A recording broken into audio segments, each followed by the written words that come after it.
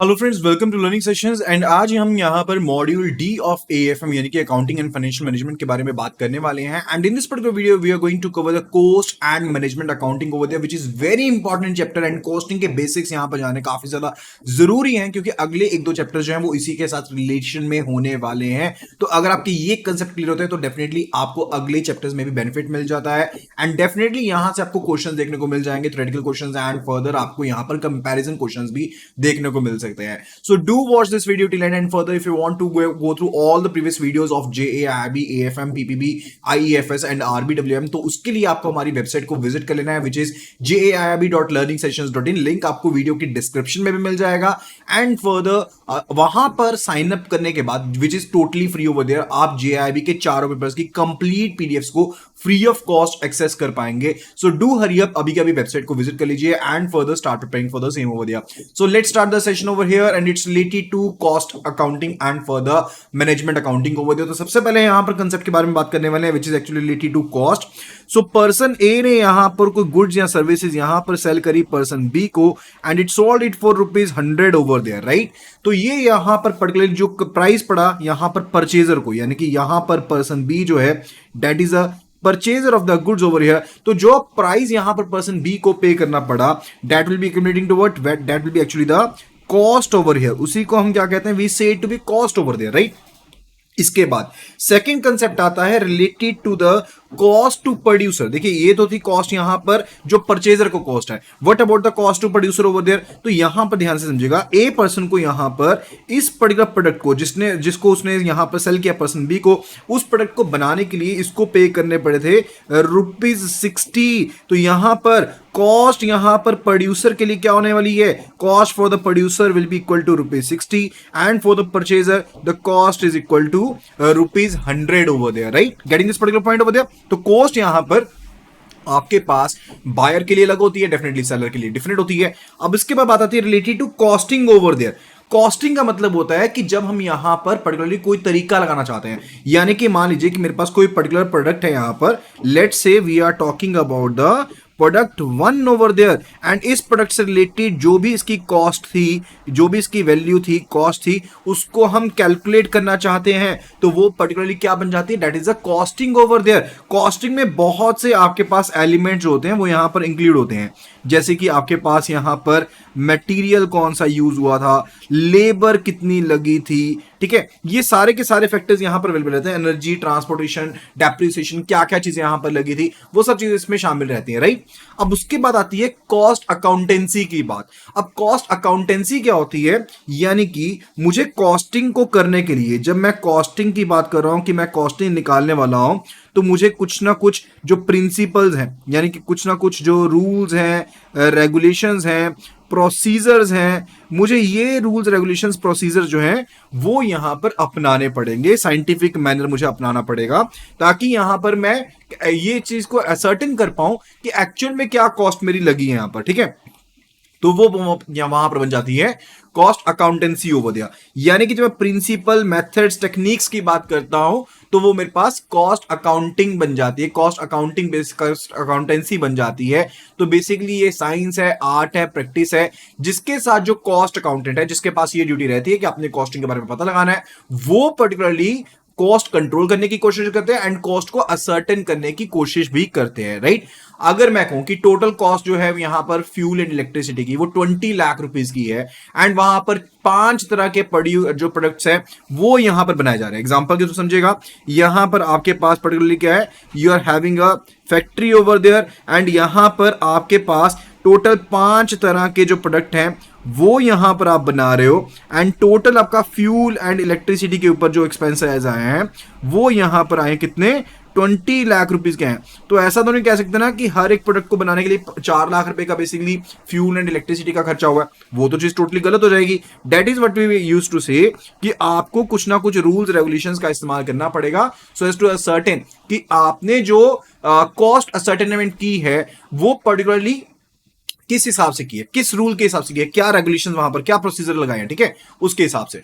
For the cost accounting, अब cost accounting जैसे हम नॉर्मल फाइनेंशियल अकाउंटिंग की बात करते हैं, when we talk about the financial accounting, तो हम क्या कहते हैं कि फाइनेंशियल ट्रांजैक्शंस को ढूंढना, उनको एनालाइज करना, वो सब चीजें आती है ना। इस तरह से कॉस्ट अकाउंटिंग के केस में आपके पास जो भी यहां पर ट्रांजैक्शंस हैं, जो किसी प्रोडक्ट या सर्विस की कॉस्ट के रूप में जिनको मॉनेटरी वे में शोकेस किया जा सकता है, उस इंफॉर्मेशन को कलेक्ट करना, आइडेंटिफाई करना, मेजर करना, क्वांटिफाई करना, उसको रिकॉर्ड करना, एलोकेट करना, उसको कम्युनिकेट करना, ठीक है, वो सारा का सारा तामझाम क्या है, that is related to cost accounting. वो कॉस्ट अकाउंटिंग से रिलेटेड है। यानी कि मेरे पास कोई सिंपल प्रोडक्ट है, अब इस प्रोडक्ट के साथ रिलेटेड एसोसिएटेड क्या क्या कॉस्ट हो सकती हैं, उनको आइडेंटिफाई कर लेना, उनको क्वांटिफाई कर लेना, एंड फर्दर उनको रिकॉर्ड कर लेना, उनको एलोकेट कर लेना, सारे के सारे काम कॉस्ट अकाउंटिंग के हैं। तो मेन पर्पस क्या है कि जो भी एक्सपेंडिचर्स हमारे एसोसिएटेड हैं related to cost of products और सर्विसेज, हमने उनको आइडेंटिफाई करना है, उनको एनालाइज करना है, उनको क्लासिफाई करना है, ये हमारा मेन काम रहेगा।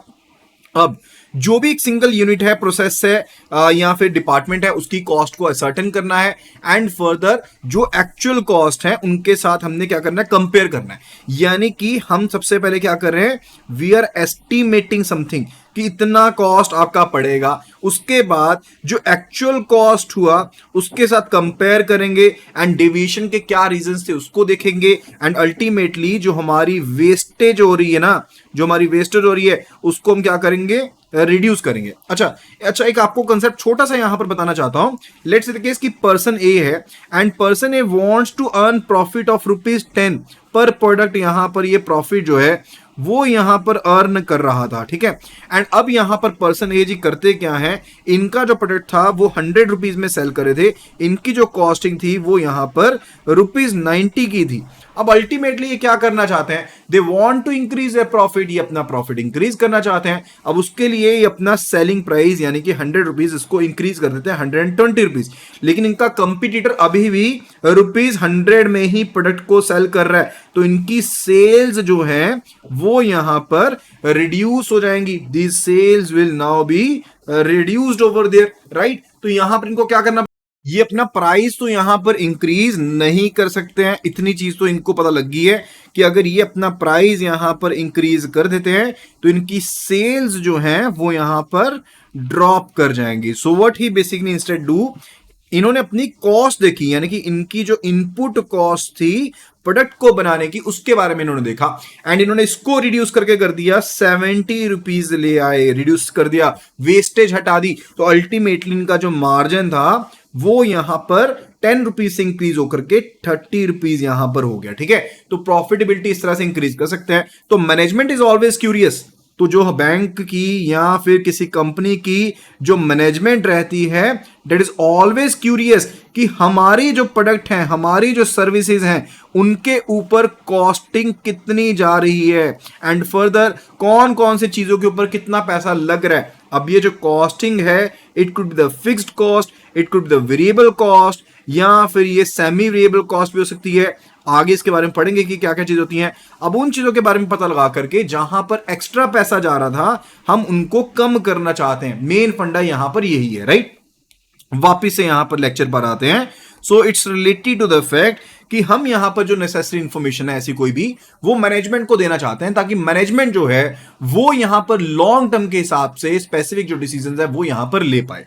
अब इसके एडवांटेजेस क्या हैं, डेफिनेटली हम अपने प्रोडक्ट्स एंड सर्विसेज के प्राइसेस को यहां पर पता लगा सकते हैं, ये इसका मेन एडवांटेज तो होगा ही होगा। साथ ही साथ हम यहां पर जो भी हमारी सर्टेन प्रोडक्ट्स हैं, जैसे मान लीजिए मुझे एक प्रोडक्ट की कॉस्ट काफी ज्यादा पड़ रही है एंड मेरी प्रॉफिटेबिलिटी इसके साथ कम आ रही है, ठीक है, तो अल्टीमेटली मैं उस प्रोडक्ट को बंद कर दूंगा, जिसके साथ बेनिफिट ज्यादा है उसको और ज्यादा मैन्युफैक्चर करूंगा, तो इसका भी पता लग जाता है। मैं वेस्टेज को रिड्यूस कर सकता हूं, इन्वेंट्री को प्रॉपर मैनेज कर सकते हैं, हम एक्चुअल कॉस्ट को हमारी जो एंटीसिपेटेड कॉस्ट थी उसके साथ मैच कर सकते हैं, देख सकते हैं कहां पर डिफरेंसेस हैं, एंड फर्दर मैं अपने यहां पर स्ट्रेटजीज बना सकता हूं कि रिसेशन के टाइम पर हम किस तरह से डील करेंगे, इंटेंस कंपटीशन के टाइम पर हम चीजों के साथ किस तरह से डील करेंगे। तो ये सब चीजें यहां पर हमें बेनिफिट देती हैं जब हम कॉस्ट अकाउंटिंग की बात करते हैं।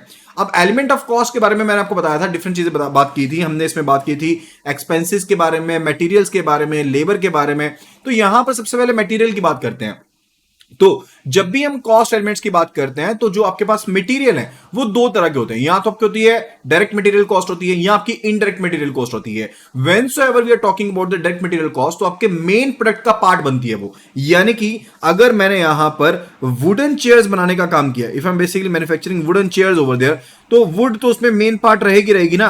तो यानी कि जो आपके डायरेक्ट मटेरियल होगा ना, whensoever we are talking about the direct material, it will be the part of the main part रहेगा किसका, आपके मेन प्रोडक्ट का पार्ट वहां पर कंसीडर होगा, that is your direct material.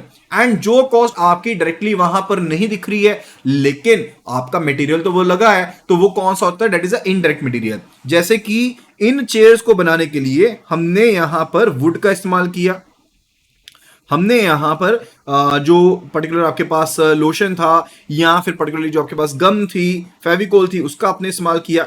अब वुड में यहां पर पिंस लगाने के लिए आपने हैमर का इस्तेमाल किया, ठीक है, आपने हैमर का इस्तेमाल किया। एंड गम लगाने के लिए आपने ब्रश का इस्तेमाल किया। लेकिन क्या ये ब्रश, क्या ये हैमर आपके अल्टीमेट प्रोडक्ट का पार्ट बनेगा? No, it won't be part of it. तो ये जो आपके पास कॉस्ट है, that's actually the indirect material cost over there, ये आपका इनडायरेक्ट मटेरियल कॉस्ट है, ठीक है। उसके बाद लेबर की बात करते हैं। लेबर भी आपकी दो तरह की होती है, एक होती है आपके पास डायरेक्ट लेबर एंड दूसरी होती है आपके पास इनडायरेक्ट लेबर। जब मैं डायरेक्ट लेबर की बात करता हूं तो बेसिकली वो पर्सन, वो वर्कर्स जो डायरेक्टली यहां पर प्रोडक्शन प्रोसेस में एंगेज्ड थे, वो आपकी डायरेक्ट लेबर बन जाते हैं। Those are your direct labour over there. And further वो पर्सन जो आपके प्रोडक्ट की मैन्युफैक्चरिंग में डायरेक्टली इन्वॉल्व तो नहीं है, लेकिन मान लीजिए कोई सुपरवाइजर आपने लगा दिया, वो सुपरवाइजर ओवरऑल यहां पर पर्सन की निगरानी कर रहा है, प्रोसेस में इन्वॉल्व नहीं है लेकिन निगरानी कर रहा है, ठीक है, तो सुपरवाइजर हो गया। इसी तरह से मान लीजिए सेल्स टीम का कोई पर्सन हो गया, अब वो भी तो वहां पर काम कर रहा है ना उसको सेल करने के लिए, तो अल्टीमेटली वो क्या होगा, that's actually related to the indirect labour cost में वो शामिल कर सकते हैं, राइट। फर्दर बात करते हैं एक्सपेंसेस के बारे में। अब एक्सपेंसेस आपके डायरेक्ट एक्सपेंसेस होते हैं या फिर इनडायरेक्ट एक्सपेंसेस होते हैं, ठीक है। यानी कि वो एक्सपेंसेस जब जो आपने किसी कॉस्ट यूनिट को यहां पर आइडेंटिफाई किया, कॉस्ट यूनिट मतलब कि जैसे मान लीजिए कि कोई यहां पर फैक्ट्री थी, वो ऑयल को यहां पर निकालती है, ऑयल एक्सट्रैक्ट करती है, तो ऑयल एक्सट्रैक्शन के केस में जो यूनिट्स होंगे वो कौन कौन से होंगे, या तो लीटर होगा या फिर बैरल होगा, ठीक है। जो कोई भी यहां पर यूनिट यूज होते हैं, that is actually your cost unit. जिस पर्टिकुलर यूनिट के हिसाब से आप मिनिमम कॉस्ट निकालते हो कि जो कॉस्ट यहां पर निकाली जाएगी ना, वो पर लीटर एक्सट्रैक्शन कॉस्ट यहां पर निकाली जाएगी, राइट। अब जो कोई एक्सपेंसेस आपके स्पेसिफिक कॉस्ट यूनिट के ऊपर लगते हैं या फिर जो डायरेक्ट लग रहे हैं पैसे, वो सभी क्या है, that is actually related to the direct expense over there. यानी कि आपने कोई स्पेसिफिक खर्चा किया यहां पर, चेयर के किसी मॉडल की डिजाइनिंग करवाने के लिए स्पेसिफिक खर्चा किया, तो वो आपके पास क्या होगा, that will be the direct expense over there, वो आपके पास डायरेक्ट एक्सपेंस होगा। इनडायरेक्ट एक्सपेंस क्या होगा, जो आप पर्टिकुलरली डायरेक्टली यहां पर किसी स्पेसिफिक कॉस्ट यूनिट के ऊपर नहीं लगा सकते, ठीक है। जैसे मान लीजिए कि अगर मैंने डिजाइनिंग करी है, तो वो मैं पर्टिकुलर उस चेयर के साथ एसोसिएटेड कर सकता हूं ना, कि इस चेयर को डिजाइन करने में 500 रुपए की कॉस्ट अलग से लगी है, तो इसकी कॉस्ट हो गई, राइट। लेकिन जब मैं यहां पर लेट से इलेक्ट्रिसिटी की बात कर रहा हूं, तो क्या मैं पर्टिकुलर पर यूनिट कॉस्ट के ऊपर डायरेक्ट इलेक्ट्रिसिटी को लगा सकता हूं? नहीं लगा सकता, ठीक है। तो वो क्या होगी, that is a indirect cost over दिया।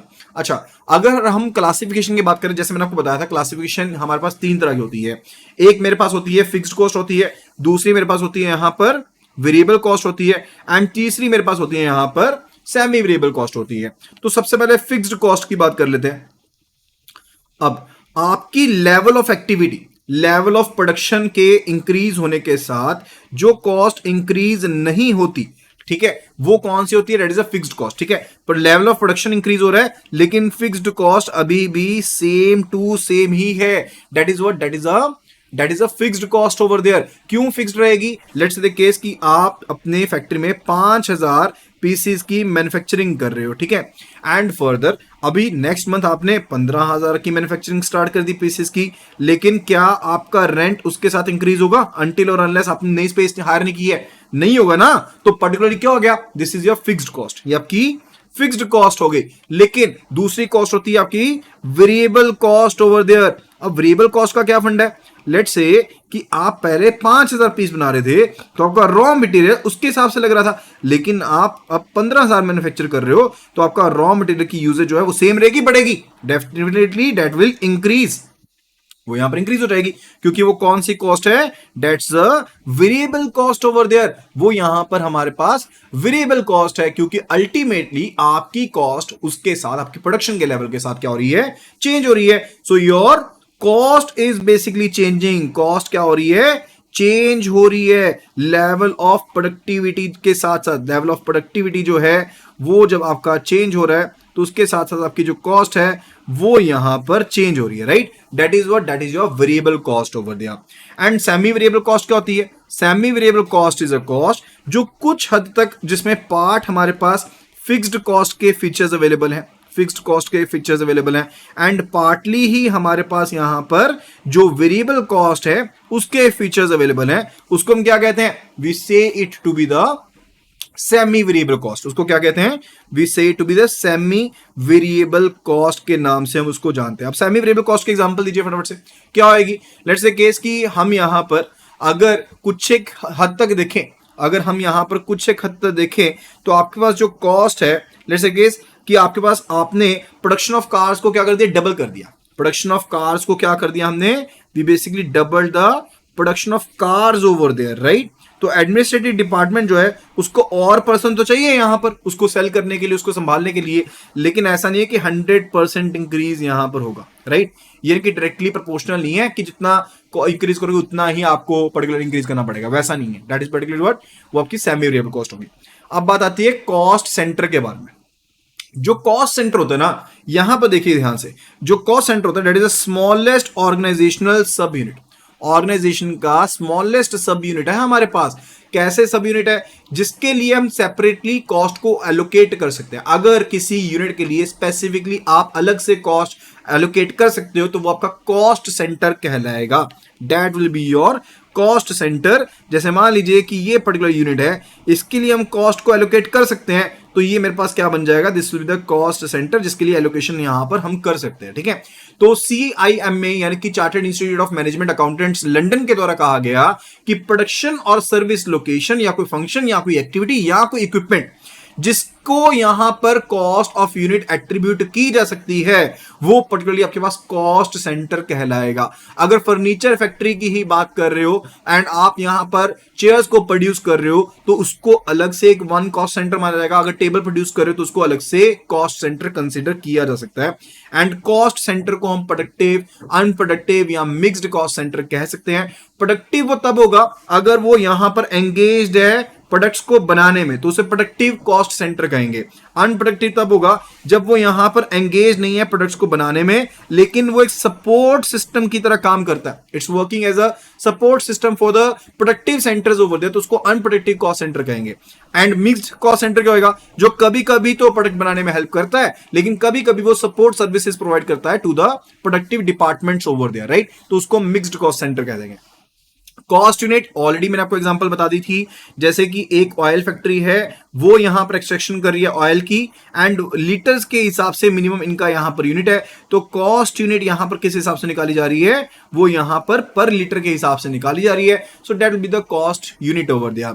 तो CIMA यहां पर डिफाइन करती है कि कोई भी यूनिट प्रोडक्ट का या सर्विस का इन रिलेशन जिसके हिसाब से हम कॉस्ट को असर्टन कर रहे हैं, निकाल रहे हैं, that is a cost unit over there. अच्छा, मेथड ऑफ कॉस्टिंग देख लेते हैं। अब अलग अलग यहां पर टाइप के हिसाब से, नेचर ऑफ प्रोडक्ट के हिसाब से कॉस्टिंग किस हिसाब से हम निकाल रहे हैं वो अलग अलग होता है, तो इसको यहां पर ध्यान से यहां पर समझेंगे, राइट। तो सबसे पहला जो हमारे पास है that's related to job costing. Job costing का मतलब क्या है, लेट्स से द केस कि एक आपके पास पर्टिकुलर प्रोसेस है, इसमें डिफरेंट यानी कि एक प्रोसेस को कंप्लीट करने के लिए अलग अलग जॉब्स आपको यहां पर करनी पड़ रही है, तो आप सिंगल जॉब की जब कॉस्ट निकालते हो that is a job costing over there, that is actually the job costing. जैसे कि मान लीजिए आप शिप को बना रहे हो, एक वॉरशिप को आप मैन्युफैक्चर करने की कोशिश कर रहे हो, तो यहां पर जो भी पेक्यूलियर फीचर्स होंगे, जैसे आपने उसमें तोप लगा दी, बॉम्ब लगा दिया, कुछ लगा दिया, तो उसके हिसाब से अलग अलग फीचर्स के हिसाब से अलग अलग जो जॉब्स उसमें परफॉर्म की गई उसके हिसाब से कॉस्टिंग निकाल रहे हो, that is done under the job costing over there. फिर इधर बात आती है उसके बाद बैच कॉस्टिंग। बैच कॉस्टिंग यानी कि मल्टीपल प्रोडक्ट्स को, यानी कि एक जैसे सिमिलर प्रोडक्ट्स को मिला करके आपके पास एक बैच बनता है। जैसे कोल्ड ड्रिंक्स बनती हैं तो कोल्ड ड्रिंक्स ये होना था एक एक करके बनाई जाती है। जैसे मान लीजिए कि 1000 ड्रिंक्स का, 1000 बॉटल्स का आपके पास एक बैच बन गया is equal to one batch over there. And एक बैच की आपकी जो कॉस्ट पड़ी है, लेट्स से ये 50,000 रुपीज की पड़ी है। कितनी पड़ी है? 50,000 की आपकी कॉस्ट पड़ी है एक बैच की, ठीक है। तो यहां पर सिंगल बॉटल की कॉस्ट क्या होगी? That will be equal to 50,000, यानी कि जो टोटल कॉस्ट थी divided by number of units in one batch over there, यानी कि 50 रुपीज आपके पास पर बॉटल की कॉस्ट पड़ गई है, ठीक है। इस तरह से आप निकाल सकते हो। फर्दर बात आती है ऑपरेटिंग कॉस्ट। ऑपरेटिंग कॉस्ट का मतलब होता है जब भी टोटल प्रोसेस के ऊपर कोई ऑपरेशन चलाया जाता है, उसकी कॉस्ट को सर्टेन के लिए जो प्रोसेस चलता है, that is operating cost over there. यानी कि जैसे मान लीजिए कि आप कोई स्टील टैंक कंस्ट्रक्ट करते हो, you do are going to construct a steel tank over there, उसमें क्या क्या ऑपरेशंस करने पड़ेंगे? आपको फोल्डिंग, कटिंग, वेल्डिंग करनी पड़ेगी। So that is the particularity to आप डिफरेंट ऑपरेशंस की कॉस्ट निकालते हो, that is the operating cost, एक पर्टिकुलर पार्ट को करने के लिए, एक्टिविटी को करने के लिए। प्रोसेस कॉस्टिंग क्या होती है? प्रोसेस कॉस्टिंग होती है जब एक पर्टिकुलर फंक्शन की आउटपुट जो होती है वो दूसरे की क्या बन जाती है? इनपुट होती है। यानी कि इसकी आउटपुट दूसरे की इनपुट बन जाएगी, इसकी आउटपुट आगे तीसरे की इनपुट बन जाएगी, ठीक है। तो दैट इज द फंडा रिलेटेड टू जहां पर एक पर्टिकुलर प्रोसेस आपके पास चल रहा है, राइट। एंड फर्दर कंपनी जो है वो यहां पर हर एक स्टेज की प्रोसेसिंग में यहां पर जाना चाहती है कि कितना खर्चा हो रहा है, that is a process costing over there. Generally जैसे केमिकल इंडस्ट्रीज होती हैं, सोप मैन्युफैक्चरिंग इंडस्ट्रीज होती हैं, वहां पर इसका इस्तेमाल करते हैं। देन उसके बाद बात आती है रिलेटेड टू यूनिट और single output costing over there.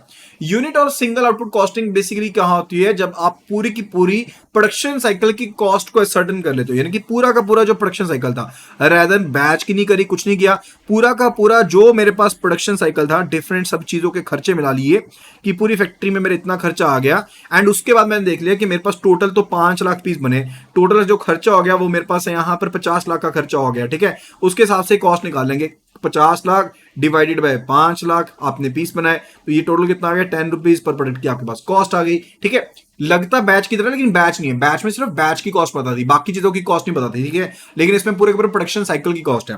For the servicing cost, service cost होती है वो सिमिलर है किससे? आपकी यूनिट और सिंगल कॉस्ट से साथ मैच करती है, लेकिन ये वाला जो पार्ट है वो आपका सर्विस के लिए, ये वाला जो है वो आपका प्रोडक्ट के लिए, राइट। तो यही मेन डिफरेंस है, और तो कुछ भी नहीं है। And for the total expenses जो भी अपने सर्विसेज रेंडर में खर्च किए वो आप निकाल लेते हो। जैसे मान लीजिए कि 10 बंदों को सर्विस प्रोवाइड करी, एंड 10 बंदों को सर्विस प्रोवाइड करने में मैंने 50,000 रुपए लगा दिए, ठीक है। तो एक बंदे को सर्विस प्रोवाइड करने में कितना खर्चा लगा? That is 50,000 divided by 10 over दिया। तो इस तरह से सारे के सारे हम खर्चे निकाल सकते हैं। तो जो यहाँ पर यूटिलिटी कंपनीज हैं, जैसे कि water supply, undertaking, telephone services, electricity companies, वो बेसिकली इस तरह के मेथड का इस्तेमाल करती हैं, राइट। फर्दर फिर बात आती है मल्टीपल और कंपोजिट कॉस्टिंग।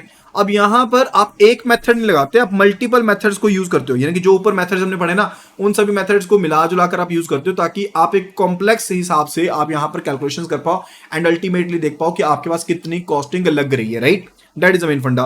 एंड फर्दर फिर बात आती है डिपार्टमेंटल कॉस्टिंग, यानी कि आप एक पर डिपार्टमेंट में अलग अलग एक्टिविटीज परफॉर्म की जा रही हैं, आप एक्टिविटी वाइज नहीं कैलकुलेट कर रहे हो, आप बेसिकली यहां पर एक डिपार्टमेंट की कॉस्टिंग देख रहे हो कि इस डिपार्टमेंट में जाकर के जब काम किया गया उसकी कॉस्टिंग क्या पड़ी, एंड उसको असर्टेन कर रहे हो। That is actually to departmental costing over there. अच्छा, यहां पर ना टेक्निक्स है कुछ कॉस्टिंग की, जैसे कि हमारे पास एक टेक्निक होती है हिस्टोरिकल या फिर कन्वेंशनल कॉस्टिंग ओवर दिया। हिस्टोरिकल कन्वेंशनल कॉस्टिंग में क्या होता है कि जब प्रोडक्ट आपका बन गया उसके बाद आप असर्टेन करते हो कि क्या कॉस्ट पड़ी है। जैसे कि मैन्युफैक्चरिंग ऑलरेडी हो चुकी है, यानी कि वो प्रोडक्ट जो है वो मेरे पास ऑलरेडी बन चुका है, उसके बाद मैं यहां पे इसकी कॉस्टिंग को निकालने की कोशिश करता हूं। ये मेरा पुराना तरीका है, this is a historical method over दिया। अब डेफिनेटली कॉस्टिंग बाद में निकाली है तो मैं इससे अपना कॉस्ट कंट्रोल तो नहीं कर सकता हूं, लेकिन हाँ फ्यूचर के लिए एक रेफरेंस पॉइंट बना सकता हूं कि देखो पिछली बार इतनी कॉस्ट आई थी, अगली बार इससे कम कॉस्ट आनी चाहिए। दैट इज द मेन फंडा जो इसका इस्तेमाल यहां पर हो सकता है, राइट।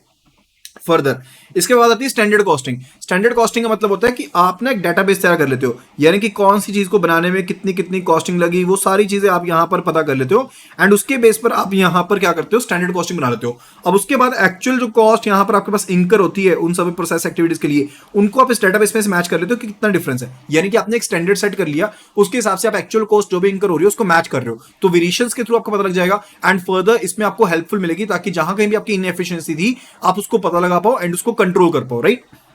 फर्दर मार्जिनल कॉस्टिंग की बात करते हैं। मार्जिनल कॉस्टिंग क्या होती है? आप यहां पर देखते हो कि जब आपने लेवल ऑफ एक्टिविटी को इंक्रीज किया, यानी कि कोई एडिशनल एक्टिविटी आपने यहां परफॉर्म करी है या फिर एडिशनल आइटम आपने यहां पर मैन्युफैक्चर करी है, अब उस एडिशनल आइटम को बनाने पर आपके पास जो टोटल कॉस्ट आपके पास आ रही थी उसमें कितना ज्यादा इजाफा हुआ, उसमें कितना ज्यादा इंक्रीज हुआ, that is a marginal costing over there.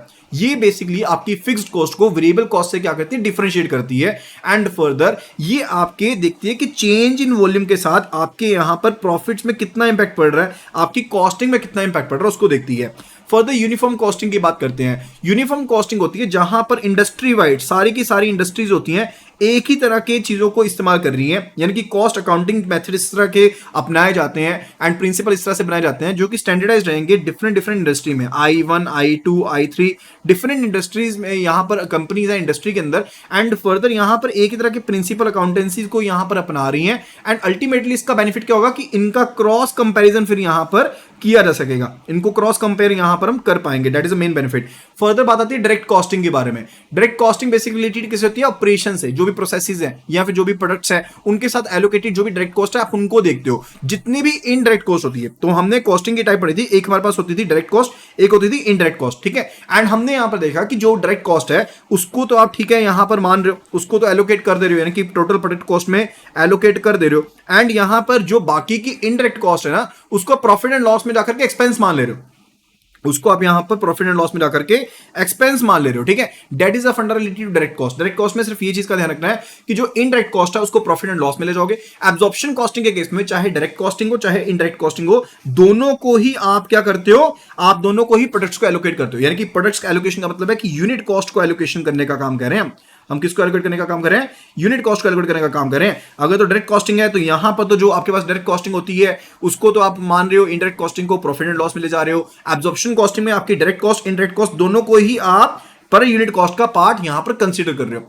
Further ABC की बात आती है, यानी कि एक्टिविटी बेस्ड कॉस्टिंग की बात आती है। तो आप यहां पर हर एक ऐसी एक्टिविटी जो कि कॉस्ट ड्राइविंग एक्टिविटी होगी, कौन सी एक्टिविटी होगी, जो कि कॉस्ट ड्राइविंग हमारे पास एक्टिविटी होगी, आप उसको यहां पर फाइंड आउट करने की कोशिश करते हो। एंड फर्दर उसके साथ एप्रोप्रिएटिंग जो भी कॉस्ट होती है उसको एप्रोपोर्शनेट यहां पर कर देते हो, ठीक है। That is a activity based costing over there. अब यहां पर जो भी ओवरहेड होते हैं कॉस्ट के, यानी कि जहां जहां भी खर्चा हो उसको आइडेंटिफाई किया जाता है, उसको पर्टिकुलरली निकाला जाता है। एंड एबीसी को काफी ज्यादा यूज किया जाता है, इससे मैनेजमेंट को हेल्प मिलती है कि वो डिसीजन ले पाए, यानी कि प्राइसिंग को सेट कर पाए, कौन सी चीज को आउटसोर्स करना है नहीं करना उसके बारे में पता लगा पाए। तो ये यहां पर बेनिफिट मिल जाता है, that's related to activity based costing over there, right.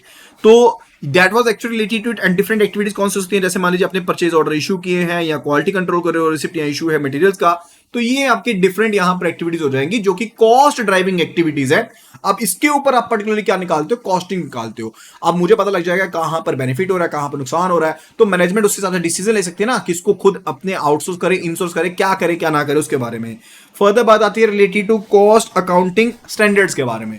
अब कॉस्ट अकाउंटिंग स्टैंडर्ड बेसिकली क्या होते हैं, यानी कि सिंपल से स्टैंडर्ड रूल्स जिनका इस्तेमाल कॉस्ट अकाउंटेंट्स करेंगे कॉस्टिंग को मैनेज करने के लिए, ताकि अल्टीमेटली एक स्टैंडर्डाइज्ड वे में जो इंफॉर्मेशन है वो मैनेजमेंट के पास यहां पर पहुंच पाए, ठीक है। तो जो कॉस्ट अकाउंटिंग स्टैंडर्ड्स हैं उनको यहां पर इशू किया गया था ICOAI के द्वारा, यानी कि institute of cost accountants of India के द्वारा यहां पर इनको इशू किया गया था। किसको इशू किया गया था, कॉस्ट अकाउंटिंग स्टैंडर्ड्स को, CS को ICOAI ने यहां पर इशू किया था, ताकि बेटर गाइडलाइंस मिल जाए कॉस्ट अकाउंटिंग करने के लिए, ताकि कॉस्ट अकाउंटेंट्स को मदद मिल पाए, ताकि वो एक जैसी जो कॉस्ट स्टेटमेंट्स हैं उनको इंप्लीमेंट कर पाए। एंड साथ ही साथ यहां पर जो गाइडलाइंस हैं वो मिल जाए कि उनकी स्टैंडर्डाइज्ड अप्रोच है, ताकि वो कॉस्ट अकाउंटिंग रिकॉर्ड्स को मेंटेन करें, स्टैंडर्डाइज्ड अप्रोच के साथ मेंटेन कर पाए and further standard cost accounting procedures को फॉलो कर पाए। एंड साथ ही साथ मैनेजमेंट को यहां पर प्रॉपर इंफॉर्मेशन जो मिलनी चाहिए एक स्टैंडर्ड फॉर्मेट में वो इंफॉर्मेशन यहां पर मिल पाए, राइट। अब जो इंस्टीट्यूट यहां पे बोर्ड है यहां पर CASB है, यानी कि जो cost accounting standard board of India है, वो पर्टिकुलरली यहां पर क्या किया उन्होंने 24 कॉस्ट अकाउंटिंग स्टैंडर्ड्स यहां पर इन्होंने बनाए हैं। कितने बनाए, 24 कॉस्ट अकाउंटिंग स्टैंडर्ड बनाए, ठीक है। अब देखते हैं कि financial accounting and cost accounting में क्या डिफरेंस है। जो फाइनेंशियल अकाउंटिंग होती है वो बेसिकली क्या करती है, फाइनेंशियल अकाउंटिंग बताती है कि मुझे बैलेंस शीट कैसे बनानी है, मुझे P&L स्टेटमेंट यानी कि प्रॉफिट एंड लॉस स्टेटमेंट कैसे बनानी है, यानी कि स्टैट्यूटरी रिक्वायरमेंट होती है उसको फुलफिल करती है। जो यहां पर कॉस्ट अकाउंटिंग होती है ये ज्यादातर वॉलंटरी होती है, लेकिन कुछ एक मैन्युफैक्चरिंग कंपनीज के केस में यहां पर ये मैंडेटरी होती है, राइट। एंड फर्दर ये बेसिकली जो आपके पास फाइनेंशियल अकाउंटिंग है सूटेबल इंफॉर्मेशन पहुंचाती है किसको, स्टेक होल्डर्स को, यानी कि जो भी यहां पर कंपनी से रिलेटेड इंफॉर्मेशन है, कितना प्रॉफिट, कितना लॉस, कितनी इनकम, कितने एक्सपेंडिचर, कितने एसेट्स, कितने लायबिलिटीज, उनके बारे में। एंड फर्दर जो कॉस्ट अकाउंटिंग होती है मैनेजमेंट को इंफॉर्मेशन प्रोवाइड करती है किस चीज से रिलेटेड, कि आपके प्रोडक्ट की कॉस्टिंग कितनी पड़ रही है, वेरिएबल कॉस्ट कितनी है, एक्टिविटी वाइज कॉस्टिंग कितनी है, डिपार्टमेंट वाइज कॉस्टिंग कितनी है, ताकि आप प्राइसिंग जैसे इंपॉर्टेंट डिसीजन ले पाओ, राइट। एंड फर्दर ये प्रॉफिट एंड लॉस को रिवील करती है, जबकि यहां पर आपका मेन फोकस क्या है कि आप यूनिट कॉस्ट को निकालना चाहते हो and profitability of different products को निकालना चाहते हो। एंड इसका मेन फोकस रहेगा कि आप यहां पर इस चीज का पता लगाना चाहते हो कि आपका ज्यादा प्रॉफिटेबिलिटी कहां हो सकती है, उसकी प्लानिंग करने में आप इसका इस्तेमाल कर सकते हो। एंड ये जो स्टेटमेंट होती है फाइनेंशियल अकाउंटिंग की, वो क्वार्टरली, हाफ ईयरली या ईयरली बेसिस पर बनाई जाती हैं। इसको तो आप चाहे डेली बेसिस पे बना लो, जो कॉस्ट अकाउंटिंग की स्टेटमेंट्स, उसमें कोई दिक्कत नहीं है। एंड फर्दर जो आपकी ट्रांजैक्शन होती है ज्यादातर एक्सटर्नल ट्रांजैक्शन होती है, जबकि कॉस्ट अकाउंटिंग में आपकी ज्यादातर इंटरनल ट्रांजैक्शन होती है जिनको इन्वॉल्व किया जाता है। अब फाइनेंशियल अकाउंटिंग जो होती है ये आपकी डील करती है एक्चुअल फिगर्स के साथ, यानी कि जो चीज एक्चुअल हुई होती है उसी को रिकॉर्ड करते हैं, जबकि यहां पर कॉस्ट अकाउंटिंग के केस में आप एस्टिमेशंस लेते हो ताकि बाद में आप कंपेयर कर पाओ एंड वेरिएबिलिटी देख पाओ एंड उसके हिसाब से डिसीजन मेकिंग कर पाओ, राइट।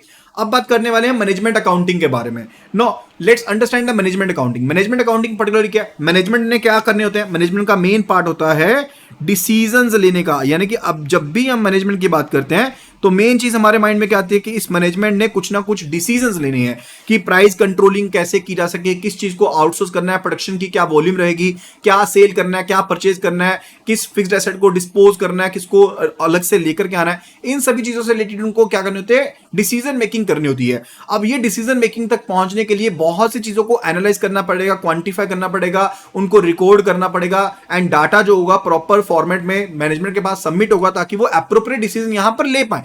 तो रॉबर्ट एंथनी ये कहते हैं कि management accounting is basically concerned with what, management accounting का ये कंसर्न कहते हैं कि मैनेजमेंट अकाउंटिंग का मेन मतलब है वो इंफॉर्मेशन को निकालना जो यहां पर मैनेजमेंट को हेल्प कर पाए इंपॉर्टेंट डिसीजन लेने के लिए एंड मैनेजमेंट के लिए वो इंफॉर्मेशन यूजफुल रहे, राइट। अब उसके बाद ऑब्जेक्टिव क्या है, मेन ऑब्जेक्टिव यही है कि फॉर्मूला, अगर कोई स्ट्रेटेजी बनानी है उसमें हेल्प मिल जाएगी, अगर आपने प्लानिंग कंट्रोल करना उसमें हेल्प मिल जाएगी, डिसीजन मेकिंग में हेल्प मिल जाती है, आप अपने रिसोर्सेज का सही तरीके से इस्तेमाल कर पाओगे, आप यहां पर जो पर्टिकुलर एक्सटर्नल है हमारे पास एंटिटीज हैं, यानी कि जो हमारे शेयर होल्डर्स हैं, उनको प्रॉपर इंफॉर्मेशन प्रोवाइड कर सकते हो, आप इंप्लॉयज को इंफॉर्मेशन प्रोवाइड कर सकते हो ताकि वो आपके साथ जुड़े रहे, आप अपने एसेट्स को सेफगार्ड कर सकते हो क्योंकि आपको पता होगा कहां पर बेनिफिट है, कहां पर बेनिफिट नहीं है। लेट्स से देखिए इसकी मेरा एक प्रोडक्ट है P1, दूसरा प्रोडक्ट है P2। अब इस प्रोडक्ट में मुझे 10 रुपए का बेनिफिट हो रहा है जबकि इस प्रोडक्ट में मुझे 2 रुपए का लॉस हो रहा है, ठीक है। अब अगर मैनेजमेंट को ये चीज पता लग जाए तो मैनेजमेंट क्या करेगी, पहले इक्वल इक्वल क्वांटिटी में यहां पर बन रहे थे, अब क्या करेगी मैनेजमेंट इसकी मैन्युफैक्चरिंग को बंद कर देगी या कम कर देगी या फिर यहां पर कॉस्ट कटिंग करने की कोशिश करेगी, ठीक है, एंड उसके हिसाब से एप्रोप्रिएट डिसीजन लेगी एंड इसकी प्रोडक्शन को इंक्रीज कर देगी, ठीक है। यहां पर ये काम रहता है, इसका मैनेजमेंट अकाउंटिंग का काम रहता है। अब स्कोप ऑफ मैनेजमेंट अकाउंटिंग को समझ लेते हैं। पहली चीज, ये जो आपकी मैनेजमेंट अकाउंटिंग होती है ना, ये पूरी फर्म वाइज होती है, ऐसा नहीं होता कि सिर्फ और सिर्फ आप एक एंगल से देख रहे हो, आप यहां पर मैनेजमेंट फंक्शंस की चेंज होती हुई नीड के हिसाब से, चाहे आपकी इंफॉर्मेशन सिस्टम है, चाहे कॉस्ट अकाउंटिंग है, चाहे फाइनेंशियल अकाउंटिंग है, चाहे आपके पास कोई सी भी टैक्स अकाउंटिंग क्यों ना हो, आप सभी चीजों को यहां पर इंटीग्रेट करने की कोशिश करते हो एंड वहां से यूजफुल डाटा जो होता है उसे निकालने की कोशिश करते हो। आप बेसिकली क्या करते हो, जो भी आपके पास डाटा आता है आप उस सभी डाटा को कंपाइल करते हो, एनालाइज करते हो, उसको समेटते हो, इंटरप्रेट करते हो एंड उसको मैनेजमेंट के सामने इंफॉर्मेशन करते हो यूजफुल इंफॉर्मेशन की फॉर्म में। एंड साथ के साथ ये हेल्प करती है, मैनेजमेंट अकाउंटिंग हेल्प करती है कि जो यूजफुल इंफॉर्मेशन है वो यहां पर वेरियस लेवल ऑफ मैनेजमेंट के पास यहां पर ये डाटा पहुंच जाए एंड फर्दर अब यहां पर इसके बेस पर इफेक्टिव फीडबैक बेसिकली रिपोर्ट्स होती हैं वो भी यहां पर पहुंचती हैं एंड साथ के साथ आप ओवरऑल जो परफॉर्मेंस होती है, मैनेजमेंट खुद की परफॉर्मेंस को यहां पर इवेल्युएट कर सकती है कि क्या चीज सही है, क्या चीज गलत है। अब कौन कौन से टूल्स एंड टेक्निक्स होती हैं, पहली चीज होती है फाइनेंशियल प्लानिंग। फाइनेंशियल प्लानिंग का मतलब होता है कि मैं यहां पर कितना खर्चा करने वाला हूं फाइनेंशियल एक्टिविटीज के ऊपर किसी एक पर्टिकुलर ऑब्जेक्टिव को अचीव करने के लिए। लेट्स देखिए कि मुझे यहां पर अपने फॉलोअर्स जो थे वो 100K पर इंक्रीज करने थे एंड मेरा जो बजट था वो यहां पर 50,000 का था। अब मैं यहां पर इस 50,000 को किस हिसाब से खर्च करने वाला हूं, क्या आउटले रहने वाला है कि मेरे 100,000 यहां पर फॉलोअर्स यहां पर बन जाए, ठीक है। एंड ये फाइनेंशियल प्लानिंग जो हो सकती है this can be for the short term period, ये आपके पास शॉर्ट टर्म भी हो सकती है या फिर ये जो फाइनेंशियल प्लानिंग है ये आपके पास लॉन्ग टर्म पीरियड के लिए भी यहां पर हो सकती है। अब यहां पर आप ऑप्टिमम लेवल ऑफ इन्वेस्टमेंट को डिटरमाइन कर सकते हो, आप यहां पर कितनी कैपिटल रिक्वायरमेंट है उसको देख सकते हो। अब मैं फाइनेंशियल प्लानिंग कर रहा हूं ना, मुझे पता है कि 100,000 यहां पर फॉलोअर्स करने हैं एंड फर्दर मुझे पता है यहां पर पता लग जाएगा कितना बजट मुझे चाहिए, मेरे पास कितनी इन्वेस्टमेंट कम से कम होनी चाहिए, मुझे यहाँ पर इन्वेस्टमेंट जो लेनी है वो इक्विटी के रूप में लेनी है या फिर डेप्ट कंपोनेंट के रूप में लेनी है, वो देख सकता हूं, यानी कि इक्वल मिक्स क्या रहेगा। फर्दर अगर कोई इनकम होती है तो उसकी डिस्ट्रीब्यूशन किस हिसाब से होगी, चैनल ऑफ डिस्ट्रीब्यूशन क्या होगा, किस हिसाब से हम चैनलाइज करेंगे चीजों को, ये एक्टिविटी क्या हम आउटसोर्स कर सकते हैं नहीं कर सकते हैं उसके बारे में। तो ये सारे के सारे डिसीजन मेकिंग फाइनेंशियल प्लानिंग के थ्रू आपको मिल जाते हैं। अब आपको एप्रोप्रिएट टूल सेलेक्ट करना होता है फॉर द डिसीजन मेकिंग। अब डिसीजन मेकिंग के लिए आपके पास अलग अलग चीज होती है। आप ब्रेक इवन पॉइंट एनालिसिस कर सकते हो, मार्जिनल कॉस्टिंग एनालिसिस कर सकते हो। मार्जिनल कॉस्टिंग एनालिसिस क्या होता था, जहां पर एडिशनल आइटम ऐड करने से आप देखते थे आपकी कॉस्टिंग के ऊपर क्या इंपैक्ट पड़ा है, ठीक है, वो हो गया। ब्रेक इवन पॉइंट एनालिसिस क्या होता है, लेट्स से केस कि अगर मैं 1000 प्रोडक्ट्स को यहां पर बनाता हूं एंड इनको सेल कर देता हूं, तो यहां पर मैं no profit no loss situation के ऊपर हूं, no profit no loss situation के ऊपर हूं। तो ये बेसिकली क्या, this is the break even point of me, यानी कि जब मैं यहां पर 1000 यूनिट से ज्यादा सेल करूंगा तभी मैं प्रॉफिटेबल बन पाऊंगा। 1000 तक मैं सिर्फ और सिर्फ no profit no loss situation में आता हूं। And for the companies definitely चाहती है कि वो कम से कम यूनिट्स को सेल करते हुए ब्रेक इवन पॉइंट को यहां पर अचीव कर ले, ठीक है। इसके अलावा डीसीएफ यानी कि डिस्काउंटेड कैश फ्लो टेक्निक्स का इस्तेमाल कर सकते हैं, कैपिटल बजट मेथड का इस्तेमाल कर सकते हैं, cash flow fund flow statements analysis किया जा सकता है, बजटरी कंट्रोल मॉनिटरिंग एटसेट्रा की जा सकते हैं। तो डिफरेंट टूल्स अवेलेबल हैं। फाइनेंशियल स्टेटमेंट का एनालिसिस कर सकते हैं, जैसे कि मेरे पास प्रॉफिट एंड लॉस अकाउंट का एनालिसिस हो गया या फिर बैलेंस शीट एनालिसिस हो गया, इनका एनालिसिस किया जा सकता है ताकि जो यूजफुल मीनिंगफुल इंफॉर्मेशन है, whatsoever the meaningful and useful information over there, वो इंफॉर्मेशन हमें देखने को मिल जाए, उसके रिलेटेड हो गया, ठीक है। हम यहां पर पर्टिकुलरली रेशियो एनालिसिस कर सकते हैं and common size statement analysis. Common size statement होता है जैसे इंडस्ट्री 1 इंडस्ट्री 2, एक इंडस्ट्री में दो बेसिकली कंपनीज हैं, उनको आपस में क्या कर सकते हैं, कंपेयर कर सकते हैं, ठीक है। And for the cash flow fund flow analysis किया जा सकता है। इसके अलावा स्टैटिस्टिकल एंड ग्राफिकल टेक्निक्स होती हैं। स्टैटिस्टिकल डाटा होता है जहां पर आप बेसिकली सारा का सारा डाटा पिक नहीं करते, आप सैंपलिंग करते हो, उसके थ्रू डाटा पिक करते हो एंड उसके थ्रू जो यूजफुल इनसाइट्स है उनको यहां पर जनरेट करते हो। एंड ग्राफिकल फॉर्म होता है जब आप यहां पर कोई चार्ट्स वगैरह या कोई पिवट चार्ट या कोई pie chart etcetera different tabular forms होती हैं, उनको इस्तेमाल करते हुए चीजों को शोकेस करने की कोशिश करते हो, राइट। फर्दर फिर बात आती है कि आपको यहां पर एप्रोप्रिएट मेथड उसके बाद सिलेक्ट करना पड़ता है रिपोर्टिंग करने के लिए, कि कौन से वे में जो रिपोर्टिंग है सबसे ज्यादा बेटर होगी, राइट। अब यहां पर डिफरेंशिएट कर लेते हैं cost accounting and management accounting के बीच में। कॉस्ट अकाउंटिंग का जो स्कोप है वो नैरो है, ये सिर्फ कॉस्टिंग की तरफ ध्यान देती है, जबकि मैनेजमेंट अकाउंटिंग जो होती है पूरी पूरी कंपनी की तरफ ध्यान देती है, ठीक है। कॉस्ट के एस्पेक्ट को भी देखती है लेकिन और चीजों को भी देखती है। जो कॉस्ट अकाउंटिंग होती है शॉर्ट टर्म बेस पर होती है, जो आपके पास मैनेजमेंट अकाउंटिंग है ये आपके पास लॉन्ग टर्म या शॉर्ट टर्म दोनों प्लानिंग के बेसिस पर हो सकती है। एंड फर्दर आप यहां पर ये बेस बना देती है आपके पास मैनेजमेंट अकाउंटिंग का, यानी कि कॉस्ट अकाउंटिंग आपको हेल्प करती है मैनेजमेंट अकाउंटिंग को अच्छे वे में अचीव करने के लिए, जबकि यहां पर मैनेजमेंट अकाउंटिंग के केस में आपके पास ज्यादा वाइडर ब्रांचेस हैं जिनके ऊपर आप काम कर सकते हो एंड डिसीजन मेकिंग में आपको हेल्प करने वाली है। अब इसके जो टूल्स हैं related to standard costing, marginal costing, break even analysis, ये इसके डिफरेंट टूल्स हैं। एंड फर्दर इसमें एडिशनल टूल्स इस्तेमाल होते हैं जैसे कि ratio analysis, cash flow fund flow statement, trend analysis, इनका इस्तेमाल किया जा सकता है।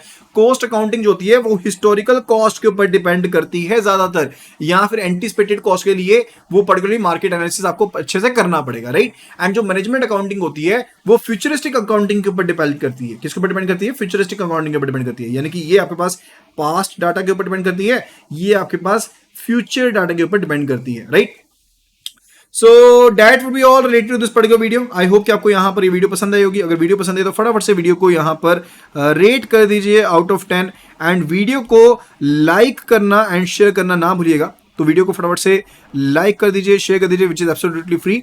And if you want to get JAIIB all 4 papers free PDFs, यानी कि 4 पेपर्स की फुल PDF चाहिए, उसके लिए सिंपली आपको साइन अप कर लेना है ऑन अवर वेबसाइट JAIIB.learningsessions.in। तो ये वेबसाइट है जिसके ऊपर आपको यहाँ पर साइन अप कर लेना है एंड यहाँ पर साइन अप करने के बाद आपको सिंपली PDF सेक्शन में जाना है, वहां पर आप सारे के सारे 4 पेपर्स की PDFs को एक्सेस कर पाएंगे। इसके अलावा जो फुल कोर्स वीडियोस हैं क्या क्या अवेलेबल है, जो आपके पास यहाँ पर आपको मिल जाएंगी, फुल कोर्स वीडियोस आपको मिल जाएंगी। You will be getting the access to the chapter wise previous year questions, जो chapter wise previous year memory record questions होते हैं वो आपको यहाँ पर मिल जाएगा, एक्सेस मिल जाएगा। You will be getting the access to the mock test over there, mock test का एक्सेस मिल जाएगा। You will be getting the case studies along with, तो केस स्टडीज की वीडियोस मिल जाएंगी साथ में। And you will be getting the access to the PDF notes over there. तो आपको ये सारे के सारे एक्सेस मिलने वाले हैं. So do enroll right now. अभी एनरोल कर लीजिए and use the coupon code Ashish. तो आपको कूपन कोड यूज करना है आशीष, जिसके साथ आपको फ्लैट 28% ऑफ मिल जाएगा. तो ओवरऑल 75% ऑफ ऑलरेडी मिल रहा है, plus 28% which will make it 82% flat of on all the listed courses, right? So let's start preparing from the same. Thank you so much and see you again in the next video tomorrow.